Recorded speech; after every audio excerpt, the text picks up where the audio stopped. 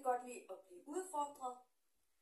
Og når man skal give hunden dens mad, så er det super fedt at lade den arbejde lidt for føden.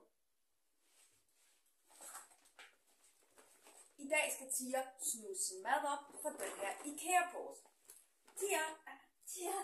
Som I kan se, så har Tia prøvet den her øvelse før, så derfor så ved han, at der muligvis er noget i IKEA-posen. Den er allerede spændende.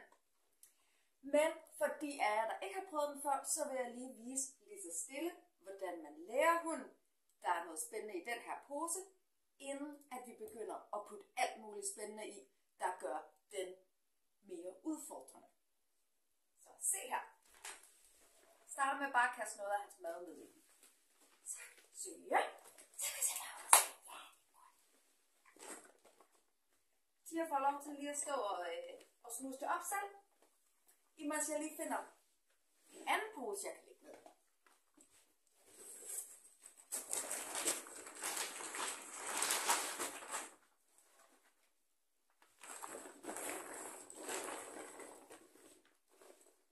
Så er der lidt udfordring allerede.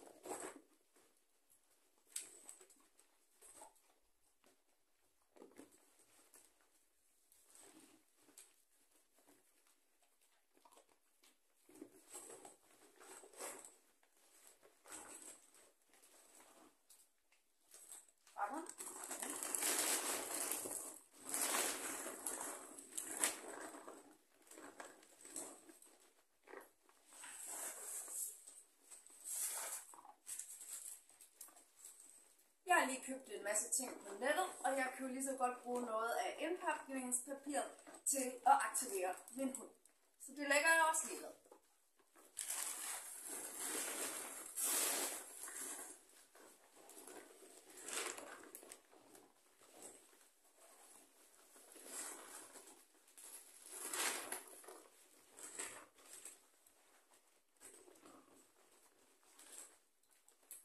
Husk, at det larmer nede i sådan en pose.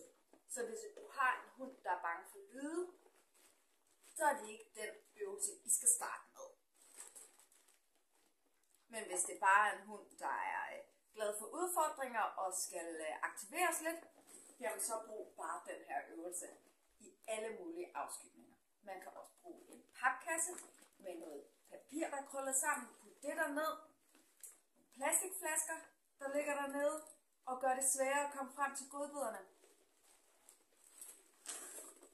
Uanset hvad, så er det godt at give sin hund nogle udfordringer, når at den alligevel skal have noget